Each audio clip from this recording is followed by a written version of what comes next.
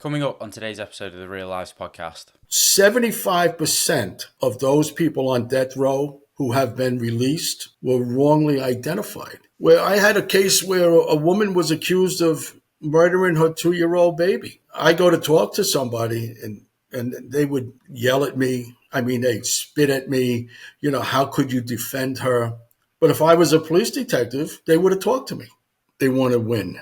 And it doesn't matter if an innocent person goes to jail as long as they win. And it's not just prosecutors. There are cops like that too. I was with somebody who, like you just said, was the most hated woman in America. And my job was to keep her safe. My biggest fear was that somebody would recognize. I was more afraid than she was. On today's episode of the Real Lives podcast, I have on Jerry Lyons. Jerry is a former police detective, now a private investigator, and also an author. And in this episode, we get into his entire career, from where he started out in the police to becoming a private investigator and making the transition from, working for the law to then working for the defense as well. We also get into some detail about some of his most high-profile cases, including that of Casey Anthony, who was at one point, or probably could still be, the most hated woman in America, who, as she was accused of murdering her baby daughter at the time. He also worked on the case of Aaron Hernandez, who was a former NFL athlete,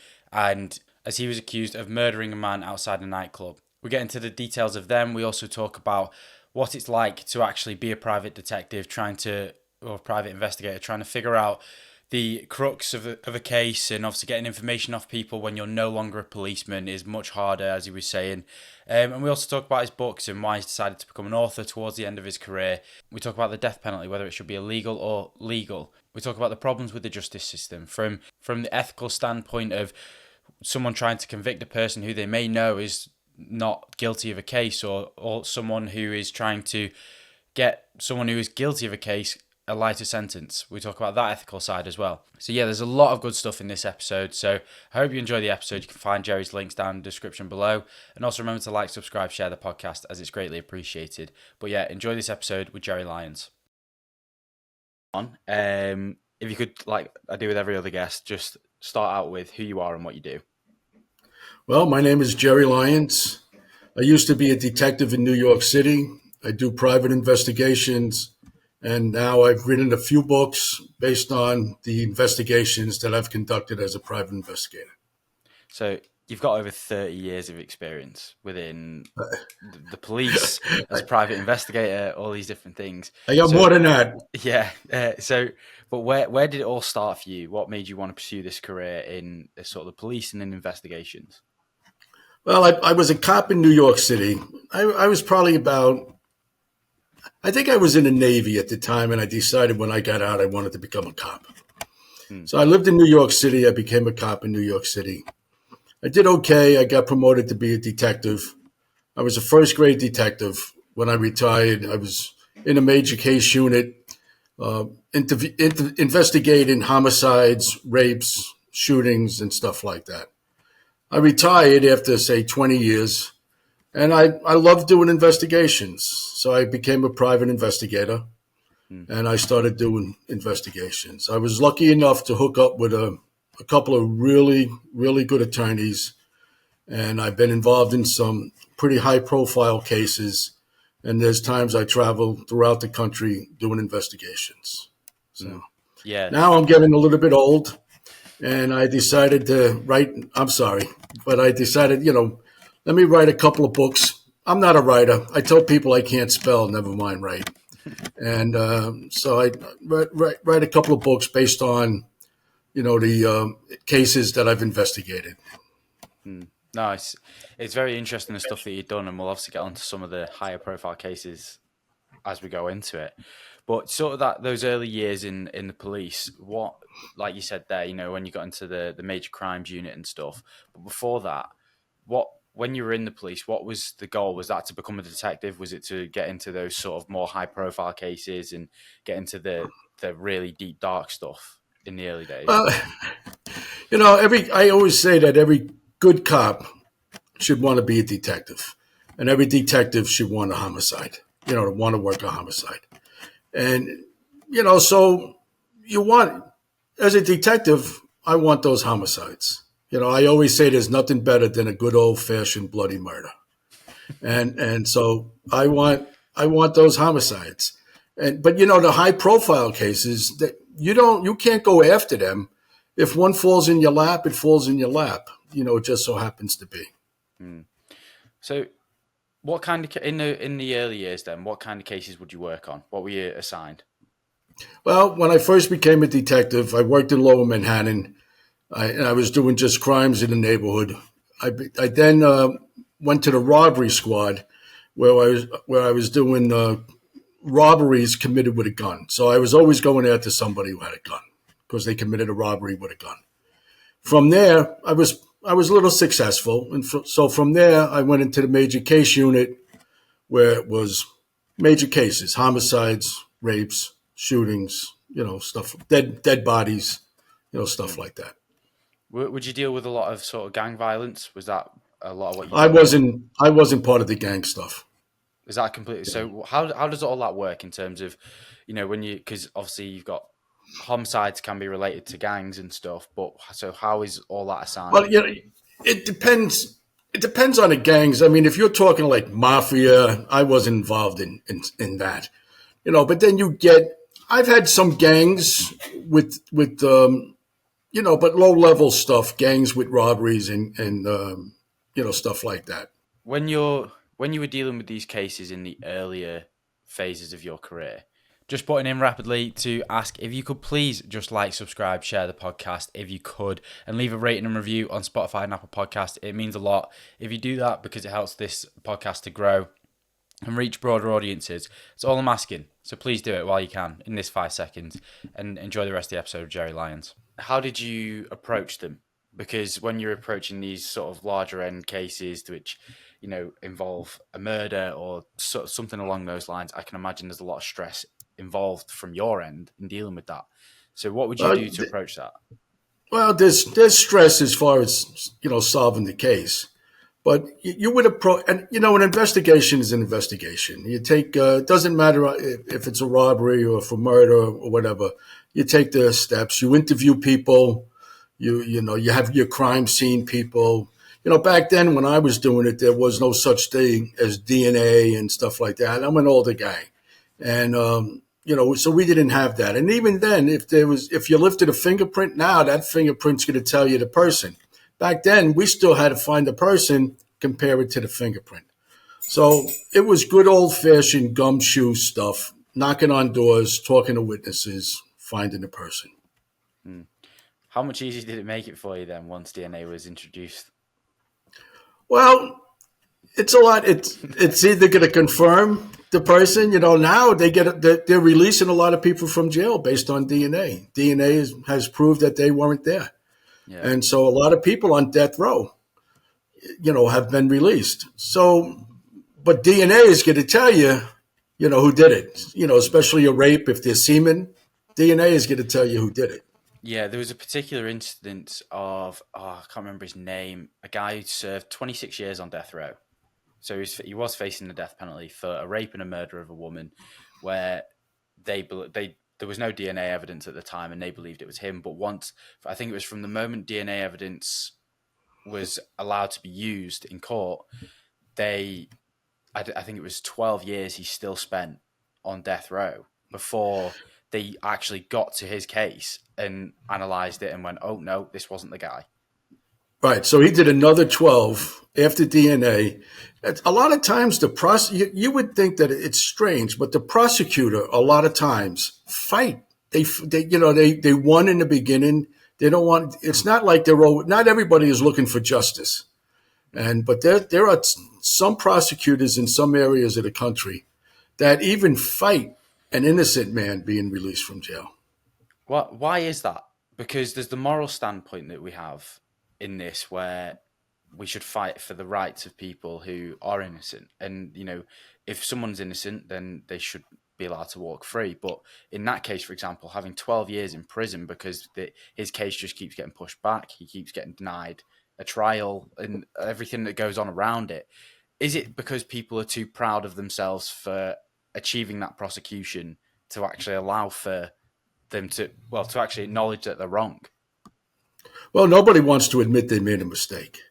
But a decent person, a decent prosecutor, should take that DNA evidence and run to the courtroom. Run to the courtroom. Tell Your Honor, we got the wrong guy. This guy has to get out of prison right now. He shouldn't spend another day.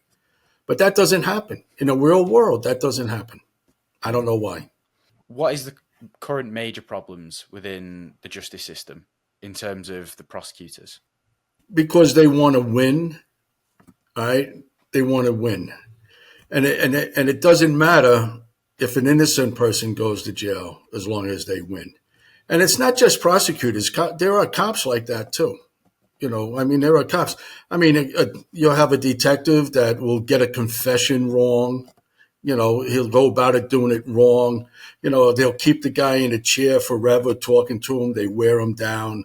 And then, the guy will confess to anything. And a lot of times when a detective is doing that, he's giving the person information, concerning the crime. And so when the person confesses, he's just giving the detective the same information that the detective gave him. If it's a wrong confession, if it's false confession. But I think the problem is that, people want to win. I want to win. I'm on a side now. I work for the defense. I'm on a side now that's supposed to lose. But I still want to win. But I go about it correctly. I tell people that I don't do anything different because people will say to me, Jerry, how can you defend that person? And I tell them I don't defend anybody.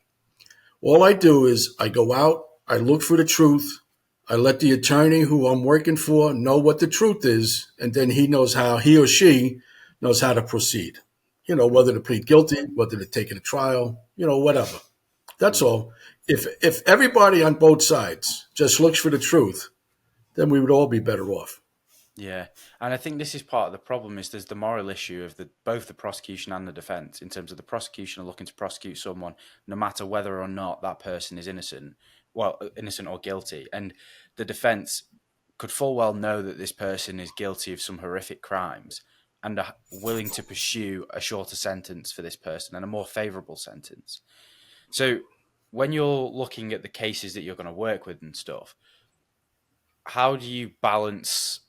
Do you look at the cases overall and think, right, I think this person is innocent based on this? Or do you just take the cases which are given to you by people who you have worked with in the past? Well, I've had cases where I felt the person I was defending was innocent. The state's supposed to get it right.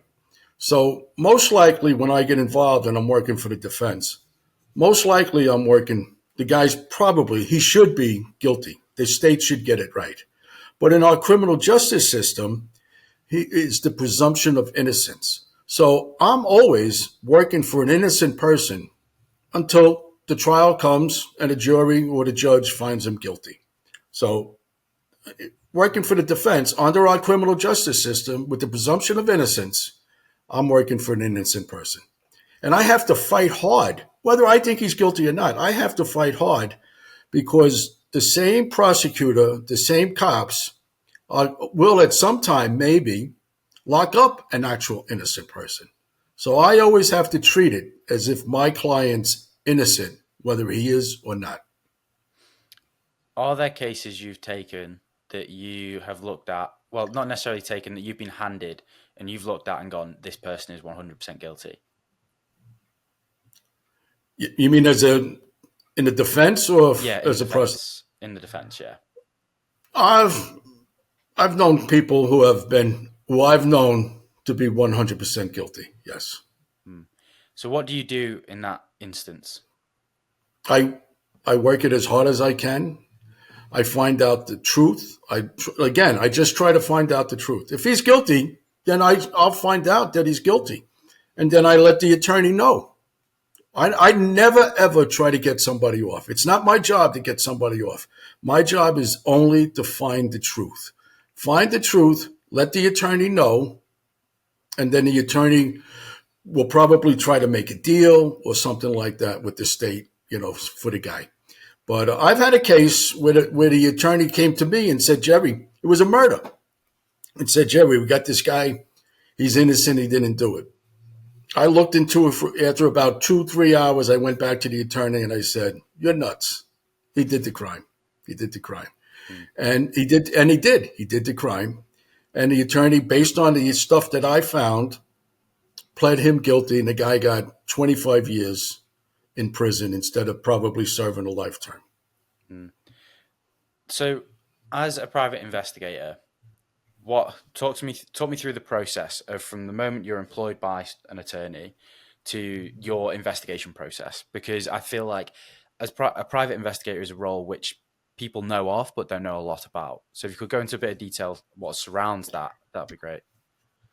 Well, all right. So attorney calls me up and get a case. I go out, I look at the scene, take some pictures if need be. I talk to witnesses. I do the same thing the cops investigators should be doing. And that's a lot of people have a bad conception of private investigators. They think we're sleazy. They think, oh, you're just trying to get them off. And a good private investigator is, like, again, just looking for the truth. So I go out, I knock on doors, I try to find witnesses. Now today you got these doorbell cameras. So, you could get a doorbell across the street from something that happened that nobody knows about. It may have something on film. So, you just follow this. What I said to an attorney one time. I said it was a murder case. I said I'm going to talk to the detective who has the case in the police department, and I'm going to say, why don't we go out together? Why don't we investigate this together? Because we're both looking for the same thing, right? We both should be looking for the truth. So why do I have to hide something from you? Why do you have to hide something from me? If we're just looking for the truth and looking for justice to be done, why don't we do it together? I mean, to me, I think it's a simple thing to do. Everybody laughed at me, but we're just looking for the truth. I'm looking for the truth. He's looking for the truth. Why can't we go out together? Yeah. It's just not done. But if you think about it, why can't it be done? Well, this is it. It's the way it should be done. Because Yeah. if everyone is out there just to get the truth, and if a person is guilty, get them behind bars. If they're not, let them walk free. But I think it's the issue, especially from the attorney side, is probably the money attached to it is part of the problem. And I'm not sure. I'm not too sure. This is something I've thought about a bit because I'm quite interested in this sort of stuff. Is what is in it from the judge's side? That like what do they get in that sense? Well, the judge is only supposed to make sure. Remember, in our system, the presumption of innocence. The judge is there to make sure that innocent person gets a fair trial. But too many times, in too many courtrooms, the judge takes the side of the prosecution. Most likely the judge came from the state attorney or the district attorney's office, and he takes the side of the prosecutor all too often. But he's only there. He shouldn't have, a dog in this fight. He should only be there to make sure that person on trial, that innocent person under our criminal justice system, gets a fair trial.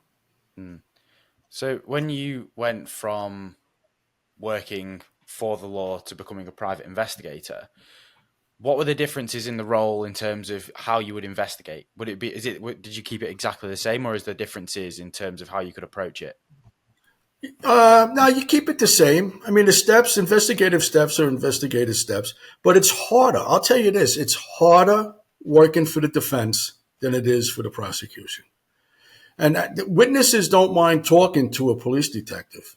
They don't want to talk to me, And then I've had some cases where I had a case where a woman was accused of murdering her 2-year-old baby.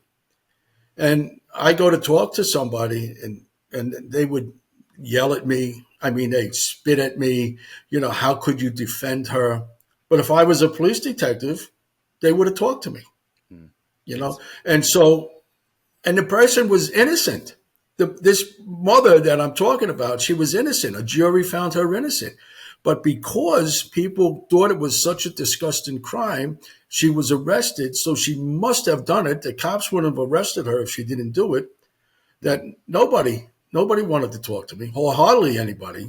I'd have to enter into a conversation, tell them a few jokes, get them off balance, where they then would, maybe talk to me a little bit.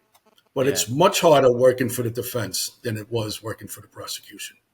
Was this the Casey Anthony case? Yes. Yeah. So it's an interesting one because I'd actually never heard of it until I come across you, because in the UK Okay. we like the documentary that came out about it.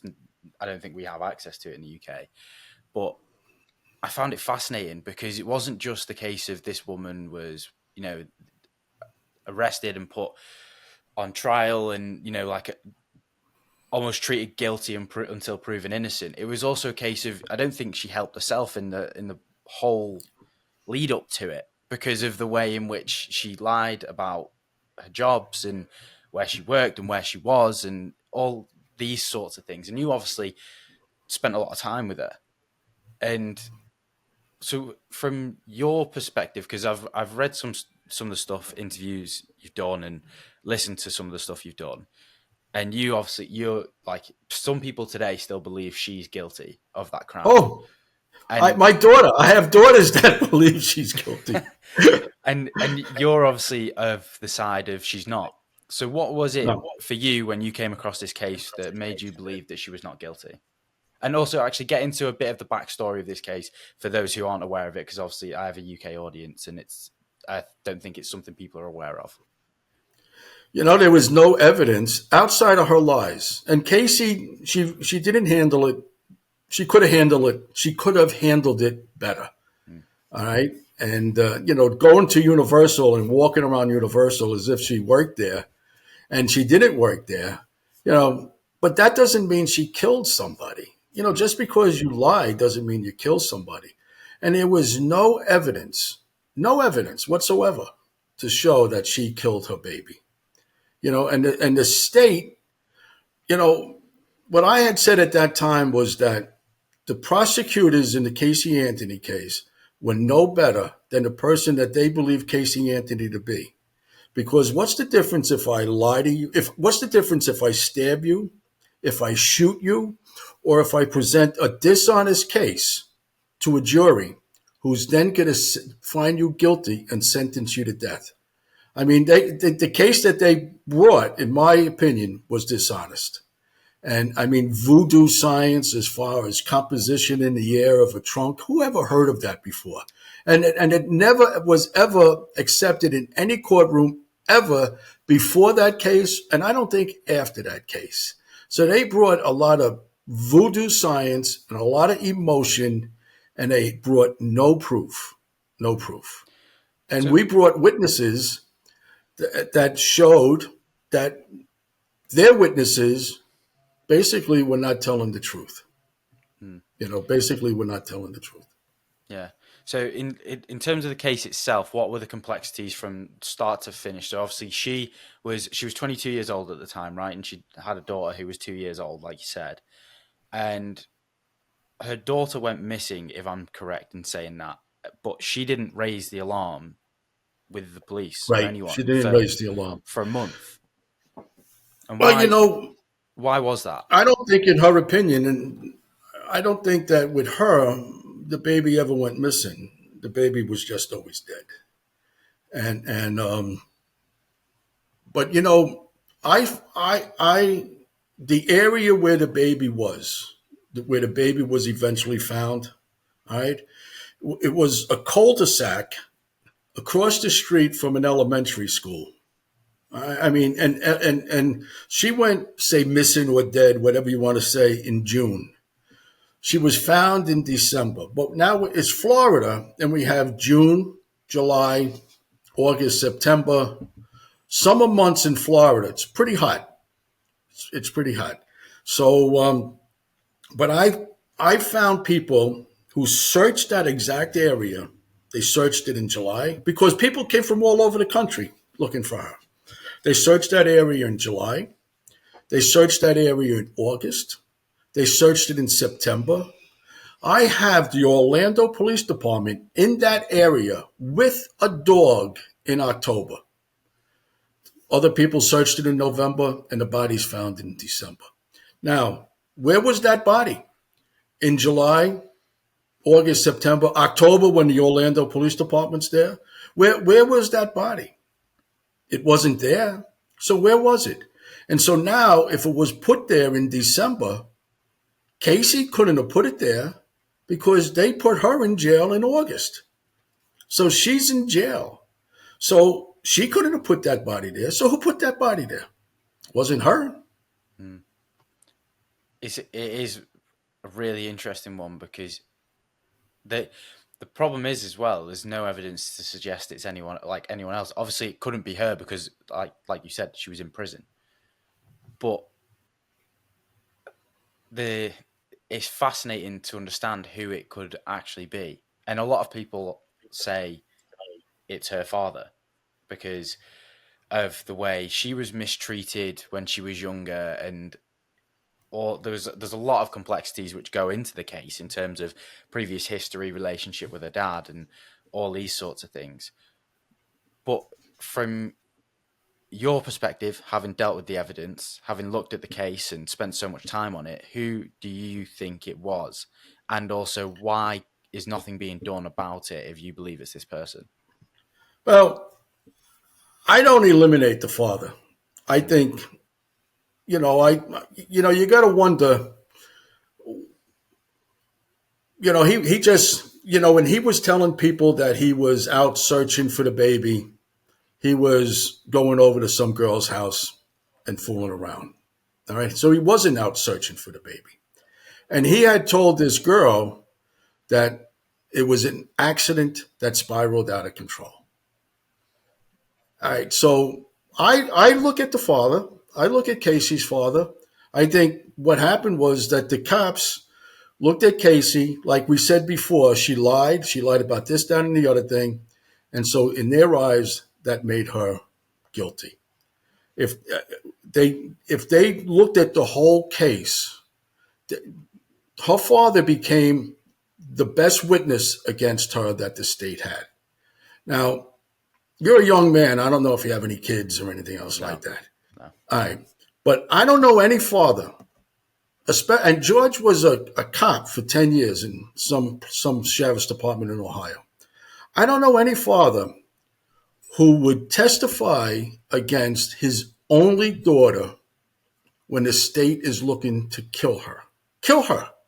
What father helps anybody kill their daughter? Maybe if I thought my daughter killed my granddaughter and you're just going to put her in jail, maybe if I had something to say, I would help you. But I would never help you kill her. How do you help somebody kill your only daughter? You got to have a reason. What do you think that reason may be? Yeah. It's well possible. Yeah, it's either me or her or something like, you know what I mean? And now, even if they have evidence against him or against anybody else, especially him, how could they go after him when he was their best witness back then? I mean, I'm not an attorney, but I could defend that case, So, Yeah. how do you just can't do it. You just can't do it. So, who else do you think it could possibly be? Because you said you're not ruling him out. So I feel like you've got a few people who you're not ruling out. I don't have anybody else. I mean,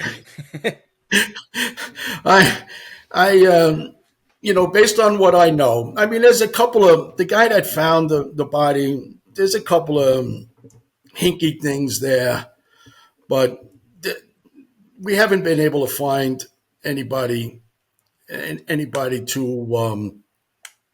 any evidence that would hook him up. And one of the things that we found with George is that he was in contact with a guy during that 30-day period after she went missing or whatever. He was in contact with a guy several times, and I don't know why the cops never did anything about this, but it turned out that this guy at some point did 10 years for kidnapping. And, George was never in contact, as far as I could see, with him before this happened and not after. So I don't know why during that period. It's an unanswered. And what I'm told is I went to talk to the guy. He wouldn't talk to me. As a matter of fact, he called the cops, and the cops came and told me to leave.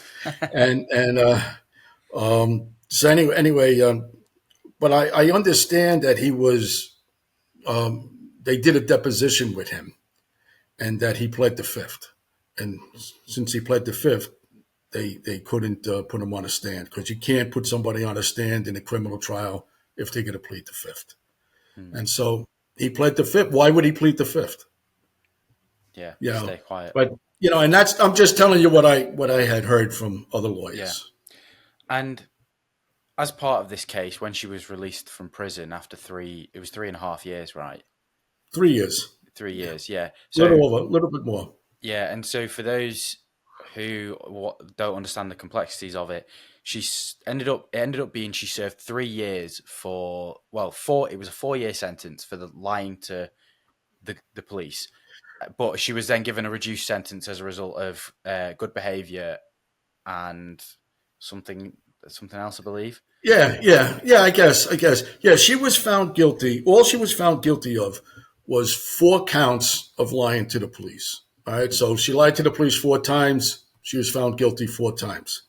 Yep. Now, we appealed that, and we won on 2 of those. So basically, she did a little bit more than 3 years for lying 2 times to the cops. Nobody does that. If you think, nobody does that. It's a misdemeanor, so you can't do anything. She got sentenced to a year each of the 4. All right, and that's why it was a 4-year sentence. All right. I mean, that's unheard of. I mean, this judge couldn't wait to sentence her to death, in my opinion. He couldn't wait, because if you're going to give her 4 years, most of it would be, all right, you lied to the police 4 times. It's going to be a year for each, and it's going to run concurrent, everything together. So in other words, you do 1 year. No, he did it 1 year, and then 1 year, then 1 year, then 1 year. And then when it came back, she was not guilty of 2 of those. So she should have only done 2 years. Do you think with media involvement, there's a higher pressure on judges to prosecute in much harsher ways in comparison to trials which are held behind closed doors? No, I don't think so. And the reason is going back to what I said before. That judge is only there to make sure that defendant gets a fair trial. And so what pressure is that? Should be no pressure. Do it wide out in the open.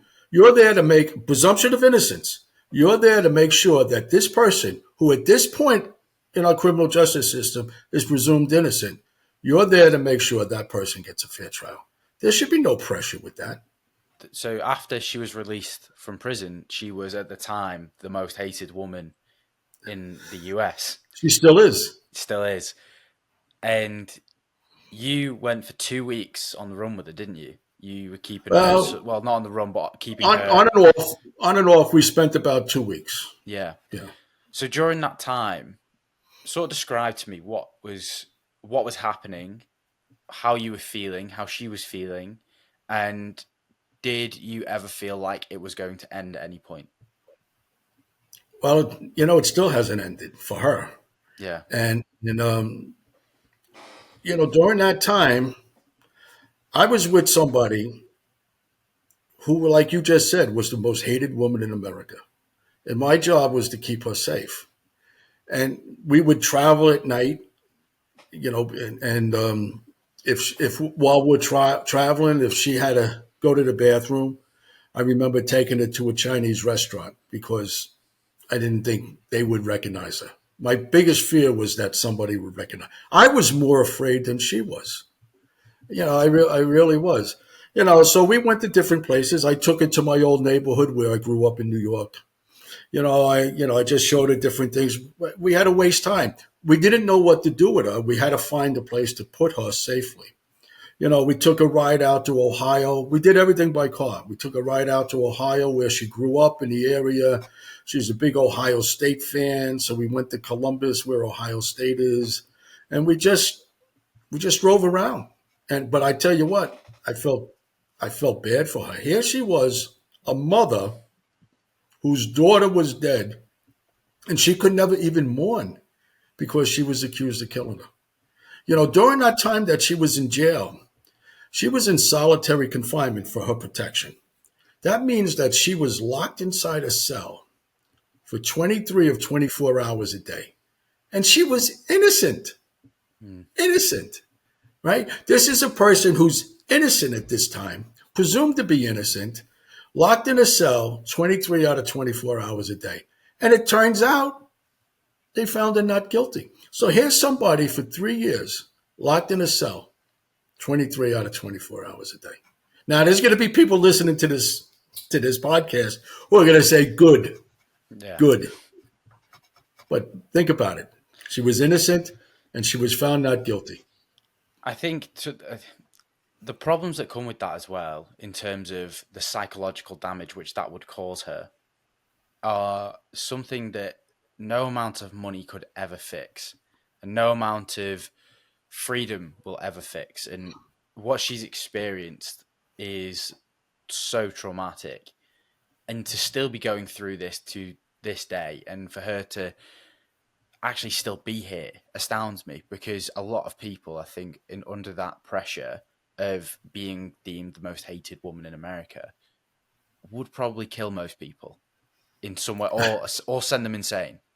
Yeah, yeah. Well, she's pretty strong. She's pretty strong. I don't. Like I said, she's not only the most hated person in America. She lost her daughter. Mm. She lost her daughter, and she didn't kill her. So take everybody hating you, and everybody wanting to see some harm come to you. All right, so you have that, and then you lost your only daughter. You know, Mm.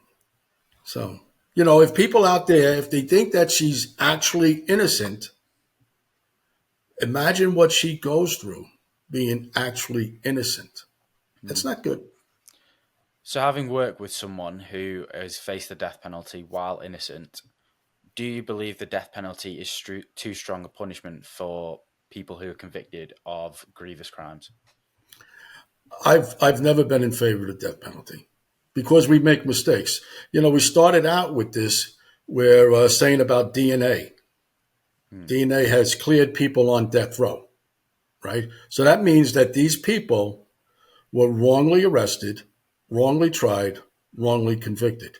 And now they're waiting in some cell, some dark cell, waiting for somebody to knock on, and take them away for the last time and kill them.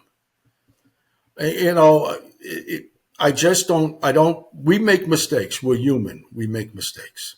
And, 75% of those people on death row who have been released, 75% were wrongly identified. Somebody said, yeah, that's the person. He did it. You know what I mean? I reckon, and they were mistaken. So what does that tell us about how good eyewitness identification is? Mm. We can't count on it.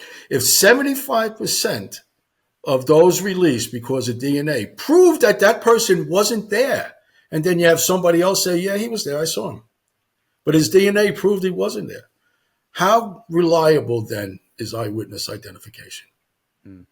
What you said there about people making mistakes, I really do resonate with, because throughout the process of this podcast, I've interviewed a fair few people, and a lot of them, well, a few of them, sorry, have been to prison. And like literally 2 weeks ago, I went down to Birmingham in the UK to meet a guy he's now like a world record holder, basically full time athlete as a paddleboarder, and he spent 3 years in prison for theft, for robberies, because he'd lost his job and got into a bad situation. The guy is a really nice guy, a really genuine guy, and I really got on with him. And he, like, when I spoke to him, he said he has to tell his story of the things he's done now, and then say, oh, by the way, I've been to prison after that, because otherwise people will judge him based on the fact he's been to prison. And there was a woman, Danielle Burkett. So she is a former heroin user, fentanyl user, you know, an addict, thief, and she ended up in prison uh, for robbery as well. And again, a really genuine person. She just had a bad life up until that point. She's now come out of prison and she now helps others. And she wants to get others who are addicts or suffered abuse to a better way of life. And but as soon as these people are chucked in a prison cell, we instantly want to go, right, we're done with you, cast you aside forever, and give you Right. no opportunity and not even a chance of rehabilitation. So, what I want to ask you based on that is, do you think that people who are, sentenced to these horrendous crimes should be allowed a chance of rehabilitation? And do you think there's even a chance they are capable of that? Not everybody, Mm, but I mean, everybody should have the opportunity for rehabilitation. Right? Not everybody is going to take advantage of it. And when you say death, like let's just say I lose my job, I have a family, I have to feed my family. So what is death? What is stealing? Now, am I just going to the supermarket and trying to steal food, or am I doing stuff like that, or am I knocking some old lady down, taking a purse for her money? You know, if you're knocking some old lady down, taking a purse for the money, then you deserve to go to jail. But if you're like stealing food and stuff like that, then to feed your family, that's probably a little bit commendable. mm, I mean, yeah, you got to do what you got to do to feed your family. yeah, Our problem today, at least in America, and I know this in Florida, rehabilitation is second and punishment is first. All right. So if I'm just looking to punish you for the crimes you've done, and I'm not teaching you anything, all right, not giving you a trade, I'm not giving you something for when you get out, you can become, part of society, work, maybe meet somebody, raise a family, and have a decent life. If all I'm doing is punishing you, you're not going to have that. And society is going to be worse off because of it. mm, We have to rehabilitate these people, or at least try. Not everybody's going to go for it, but we have to at least try, make them better for society, and then we all benefit from that. mm. I think as well with people who go. So I watched a documentary over the weekend on a YouTube channel by a guy called Andrew Callahan, and it was essentially covering the mole people of Las Vegas, the ones who live in the tunnels underground because it's so hot. Or can be so cold in the winter as well that it's and it's also a safer place for them to live. And a lot of the problem with these people is they can't even get IDs. They can't even get IDs to be able to get housing or get a job or get out of a situation. But because they're in this situation, they have to steal because they can't earn money, because they can't get a job, because they don't have an ID. But they make it so hard for them to get an ID that these people are just in this vicious circle of theft, petty crimes, and end up in jail or prison, and Right, that's their record then tarnished. right.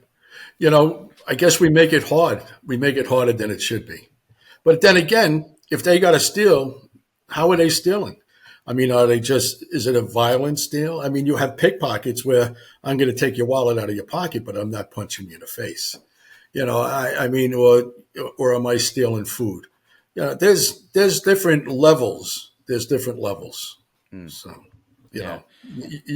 there's no excuse for violence. You know, Mm, there's no yeah. excuse for violence. And another high profile case that you've worked is the Aaron Hernandez case. Right. So Aaron Hernandez, so for those who like, there was a documentary on Netflix about him, and obviously he was at first, charged of went on trial for it was two Right. murders of. There was two people. He was charged with murdering two people in Boston. Yeah, and then so he was actually acquitted of that, and then it was later he was then convicted of killing his girlfriend's. That was earlier. Yeah, that That was was earlier. earlier. Okay. Yeah. He was convicted of killing his girl. I think maybe a relative's Mm, boyfriend, and might have been a girlfriend at the time, but he was convicted of that, and he was in jail. And while he was in jail, the cops thought that they had enough evidence to charge him with this double murder in Boston. Hmm. And that was the case that I got involved in. What were the complexities of that case? The complexities of that case was the state had one person, just one person, who was a friend of Aaron's, who was an associate of his. They've fallen out, and this one person is the only person who was saying that Aaron Hernandez committed this crime. But this one person, he's committed numerous shootings. He shot numerous people numerous times. He shot up an apartment building one time. He was in a club where he shot somebody in a club. He got shot at that club, and that's how he got arrested. So what the state did was because Aaron Hernandez, well known, great football player, probably would have been a Hall of Famer, all right? But he's notoriety. And that's a big time. Detective wants to lock up somebody, a professional football player. Hey, I locked up Aaron Hernandez. So they take this guy who's in trouble himself, and he's, saying, yeah, Aaron did this and Aaron did that. But this guy, he was not credible. He wasn't credible based on his history. So all these crimes, the shooting of somebody in the club, he shot somebody else another time. He shot up an apartment building. And what they did was they gave him 5 years. 5 years for all of that. 5 years. That guy you said that just before for stealing, for theft, he got 3 years. This guy shot people. He got 5 years.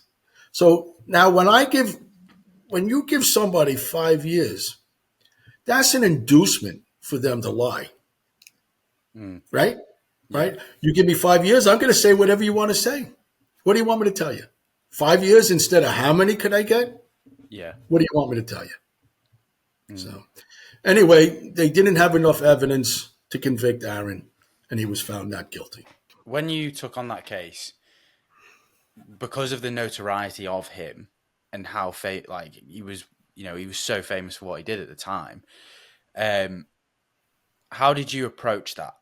Dealing with that, not just the side of it's in the media, it's a high profile case, but this guy is one of the most famous athletes in the country.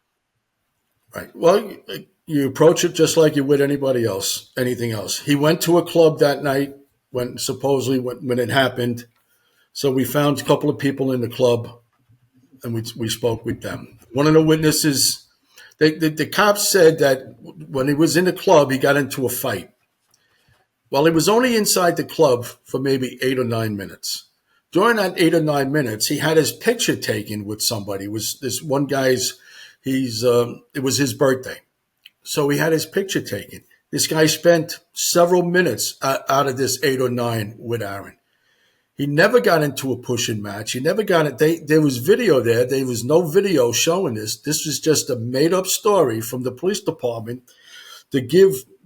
So they would say, and this is the reason why Aaron killed these two people was because they got into a shoving match in a club. But there was no witnesses to say that there was a shoving match or anything else like that. This same guy who saw Aaron in the club saw him outside the club also, right around the same time, walking down the block, right around the same time that the shooting happened. All right, so this guy testified. He's now a doctor. He's credible, right? And some other guy who was a street cleaner testified as to what he saw. You know what the city of Boston did because a street cleaner testified in our favor, testified truthfully, but it turned out to be in our favor? You know what they did? They fired him. He lost his job. All right? So now we have a city employee testifying that he saw Aaron, not that he saw Aaron, but what he saw as far as where the crime was. And we have a witness who's a doctor testifying that he was with Aaron inside the club and saw him again outside the club, right around the time of the shooting. And who does the state have as their witness? This guy who they gave 5 years to. So it took the jury a while, but they finally found him not guilty. Do you think that's still an issue now in terms of because the guy lost his job as a result of given a statement? Do you think that's an issue going forward still, where people are less likely to come forward and say, "I saw this," because of the fear of losing their job just for telling the truth? Well, shame on the city of Boston. Oh yeah, I mean, shame on yeah, the city of Boston. I mean, nobody, the criminal justice system or court system, whether it be civil court or criminal court, it only works if people tell the truth. It doesn't work if people lie, right? We're never going to have justice if people lie. You swear to tell the truth, the whole truth, and nothing but the truth. Yes, I do. Well, you got to tell the truth. But people, they still lie at times. This guy who shot people, do you think he cared? If I shoot you, do you think I care if I lie? Not at all. Not at all. If I'm capable of shooting you, I'm capable of lying. But it only works if people tell the truth. We had two people who went up there and told the truth. They had this guy who's they gave as a gift 5 years, and he told them whatever they wanted to hear. It's scary that that still goes on in a system where we're supposedly innocent until proven guilty.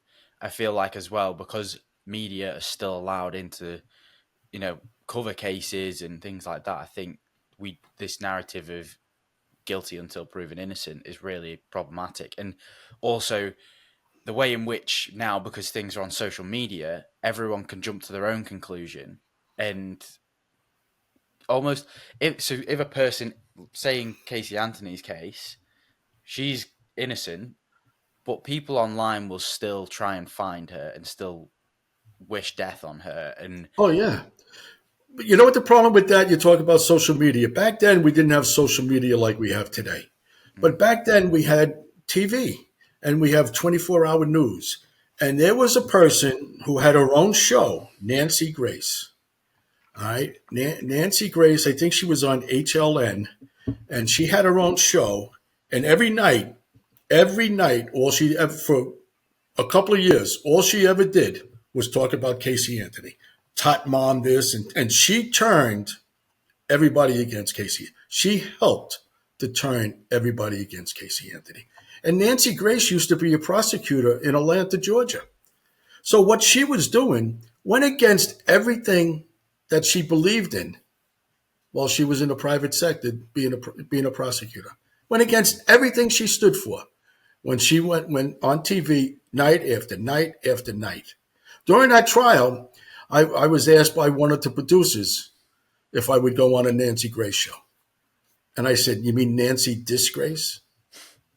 Because that's what she was. And that's what in my opinion, she still is. Because she lied to the people, drummed up everybody against Casey Anthony, and she is a big reason why people hate Casey Anthony today.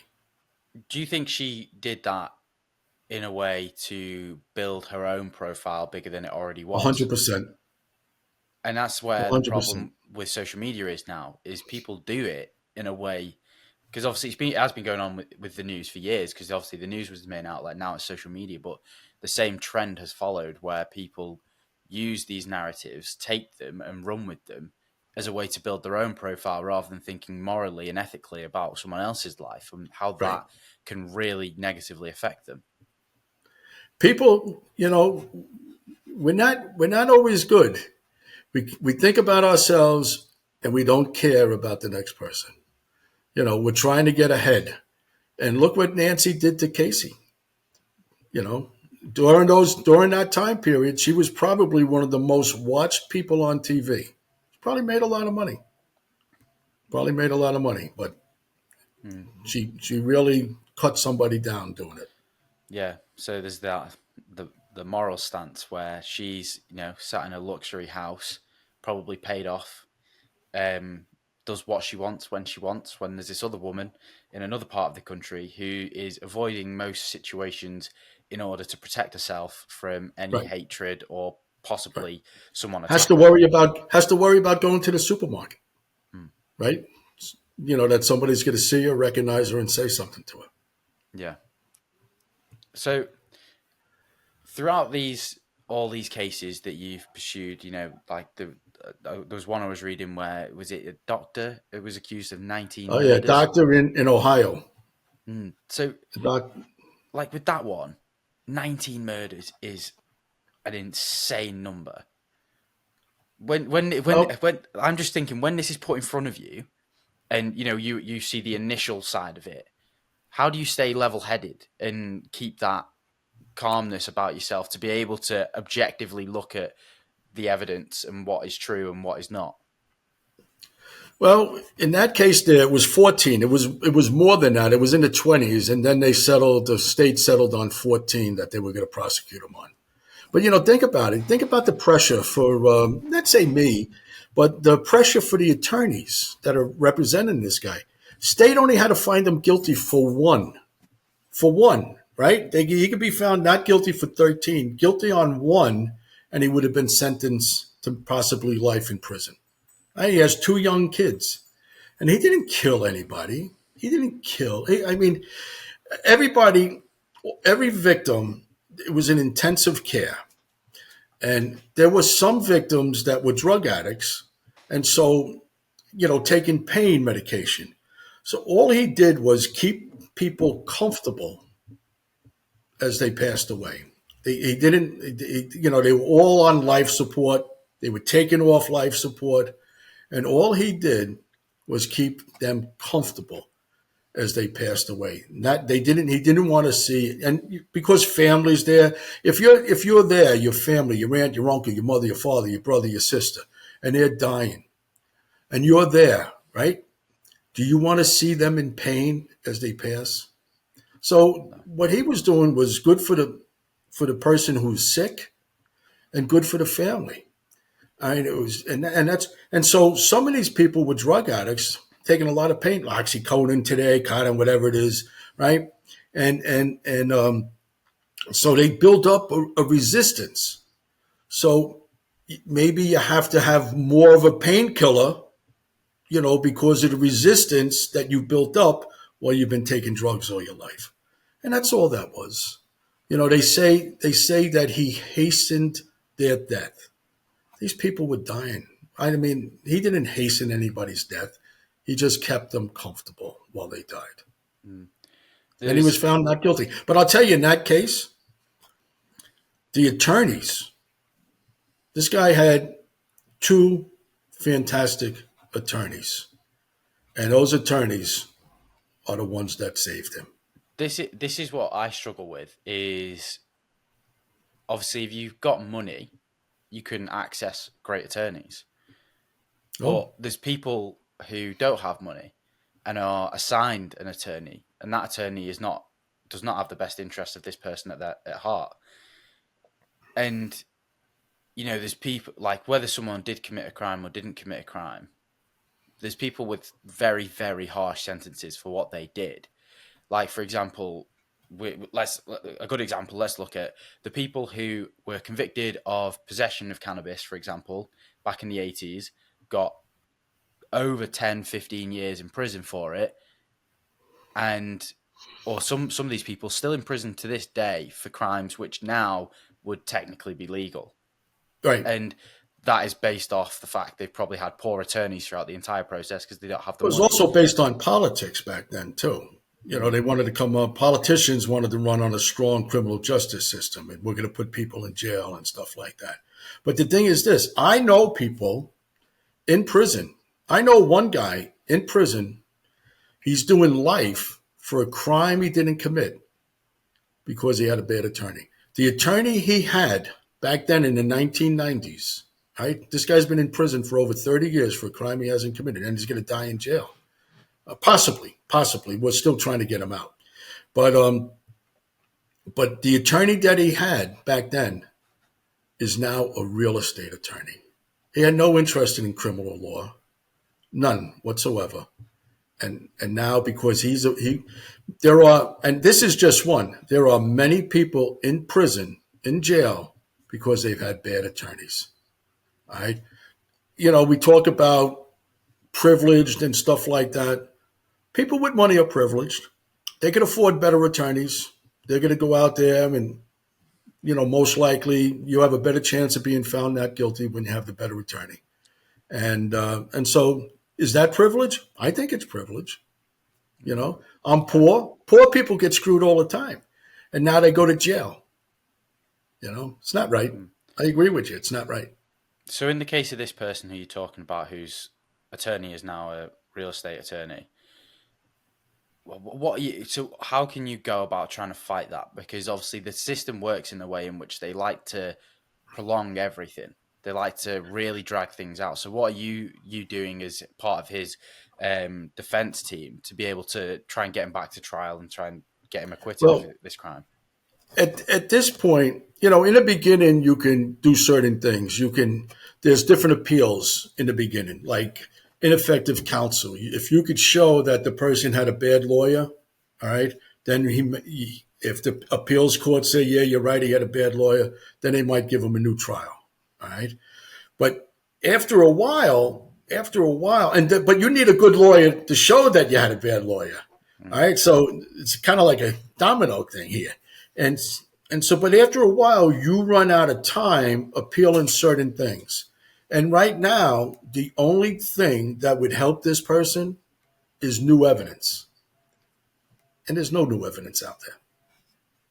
You right now, he can't go back into court unless there's new evidence. And there isn't any. There isn't any. Which is scary that someone has to spend the rest of their life in prison full well knowing that they did not do that crime. Yeah. Imagine if it was the death penalty. Imagine being dragged back then. I used to watch Jimmy Cagney movies, all right, where they take you out of the cell and they drag you down the thing and put you and strap you in an electric chair. Imagine being dragged out, strapped into an electric chair for something you didn't do. It's got to be horrible. I'm trying to think from their perspective, how do you come to terms with the fact that this is what your life has come to? In what way do you try and even process that?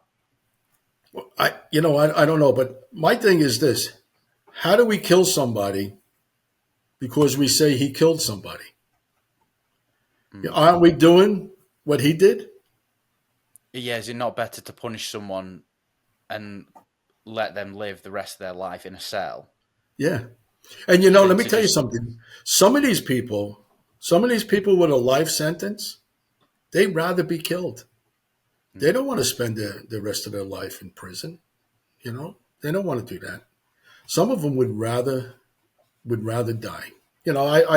I know some who talk about suicide. I can't do it. If this doesn't work, if I can't get out, I can't do it. I'm gonna find a way to kill myself.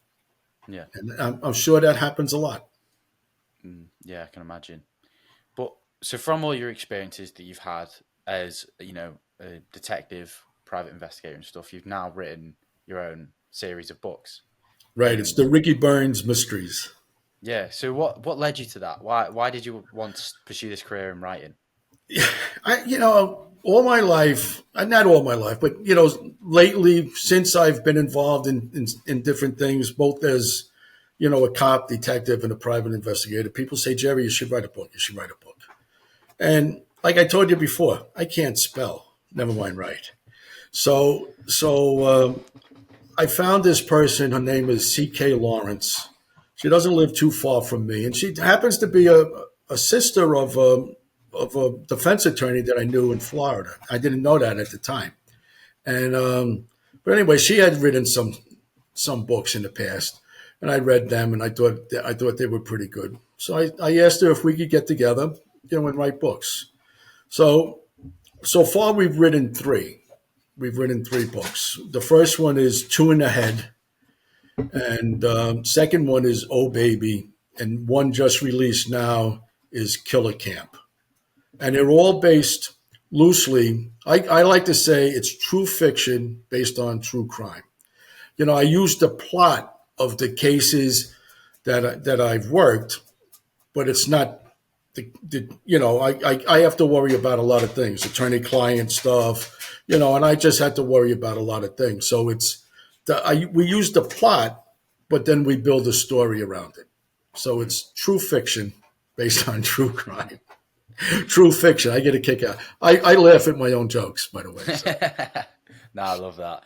No, but so did you ever, at any point in your career, did you ever think you would get into writing? Because it's a very strong transition to make, going from, this life of intense crime, like following intense crime, getting people acquitted of crimes they didn't commit, very high stress, Yeah. to now quite a therapeutic endeavor. No, I never, not until just recently. I always entertained the thought, and but I didn't know how to go about it. And I'm really thankful I found this person. She's wonderful. She's a good writer. I'll be honest. We probably don't write the best books. We write good books, but it's all true stuff. It's true fiction, and I think we put out a good product. It's the Ricky Burns Mysteries. And Ricky Burns, I came up with that name. He was my basketball coach when I was in sixth grade, Ricky Burns. And he was a good guy. He was a good guy. And I just liked the name because I thought that, at times we could say something stupid like, oh, you've been burnt. Burns, you've been burnt. Yeah. And then another name, Ricky is short for Richard. And another name that they call, somebody with the name Richard is Dick. And so every once in a while, there's somebody, instead of Ricky, they call me, okay, Dick, not politely, but Yeah. you know what I mean. Yeah. No, so I'm interested here. So obviously you're writing the sort of true fiction, like you said. Would you ever go down a more biographical piece and write about your life as I have a daughter who told me that you should really write about your life. You should take something from years ago, what you did years ago, and then what you're doing today, and then something else from years ago and what you're doing, today. So I've entertained that. I've thought about that. Something, but I'll be honest with you. I consider myself a knucklehead half the times. There's some things in my life that I'm not really proud of, and so and so I don't know if I want to write about say everything, but I've lived an interesting life too. Being a cop. One of the things I did when I was a cop before I became a detective was I got robbed. It was my job to get robbed, and I would dress up, and look like a victim. I would walk around different areas of the city. And there were times I took a beating. People just come up, punch me in the face, and try to rob me. And so that was interesting. That was interesting. And different, and different. Yeah. And yeah, how did you approach that? I loved. I had backups. I had great backups, and there were just times where and why after you get beat up. And then you go out and do it again. Who would do that? I had one on New Year's Eve one time. I had the barrel of a gun up against my chest when I was getting robbed. All right. Another time I had a razor blade to my throat when I was getting robbed. So it wasn't fun. I mean, it was fun stuff, but it wasn't fun stuff. But I had a great crew behind me, and we caught a lot of robbers. We caught a lot of bad people. I spoke to a DEA agent called Mike Brown, and he did some sort of undercover work. And one of the scenarios he described to me was he would sit in his car and essentially wait for dealers to come up and he'd buy from these dealers. And in one of the instances, someone pulled up and just instantly pulled a gun on him. Yeah. So then he pulled his gun on him, and he said it was almost like the sort of like a Western standoff. And Right. it was like he was going to pull the trigger first, almost. And the amount of stress during a situation like that, like even in your case where you're walking around and you don't necessarily know when it's going to come, but you know it's going to come. Yeah. How do you stay composed in situations like that? You just try to stay relaxed. You try to stay aware.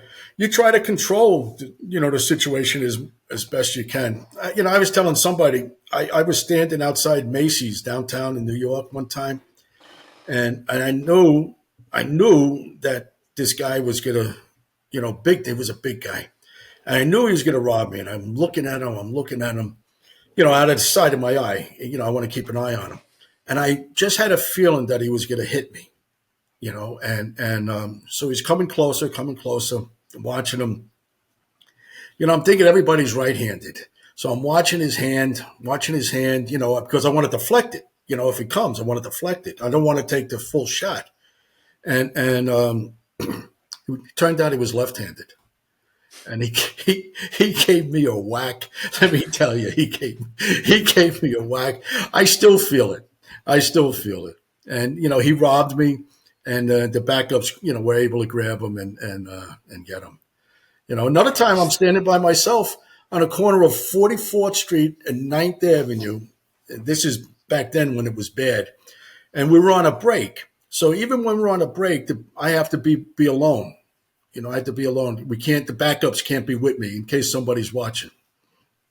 So I'm standing by myself on a corner, just, taking a break. And I see this guy come walking across the 9th Avenue. And I think nothing of it, and he's just walking. I think nothing of it. He walks past me and he gives me boom, and then boom, hits me twice in the face. I just held on to him. He robbed me. And I just held on to him the best I could until the backups finally said, "Hey, there's Jerry. He's getting robbed over there. Let's go help him." And but I had somebody say to me, "Why do you do this again? Why? You get a razor blade to your throat, a gun to your chest. You take a few beatings every once in a while. Why do you go out and do it again?" I don't know, but it was fun. It was fun. And there's some stories to tell.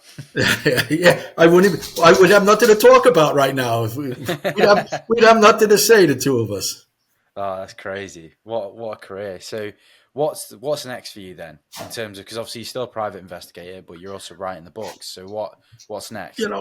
I guess hopefully there's a few more books, and hopefully I'm getting older. But hopefully there's a few more cases. I'm not ready to stop. Most people my age have stopped.